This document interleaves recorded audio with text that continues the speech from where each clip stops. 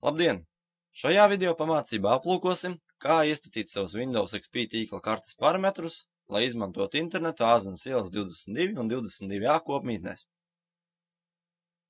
Pievienojam datoram tīkla vadu. Dodamies uz starta izvēlamies sadaļu Settings un izvēlamies Control Panel. Network Connection sadaļā izvēlamies Local Area Connection, uzklikšķinot uz ikonas ar labo peles pogu. Dodamies uz sadaļu Properties. Uzklikšķinām uz Internet Protocol un spiežam Properties. Pārliecinamies, ka ir izvēlēta iespēja Obtain IP Address Automatically un spiežam OK. Dodamies uz sadaļu Authentication. Atzīmētajiem parametriem jābūt šādiem.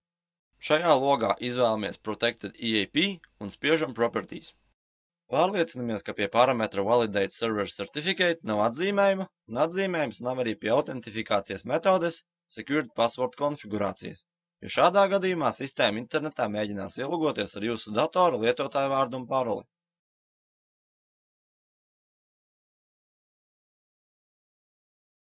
Ekrāna apakšējā labajā stūrī parādīsies informācijas balons. Noklikšķinot uz tā parādīsies akreditācijas datu logs. Šajā logā jāievada savu Ortus lietotāju vārdu un paroli.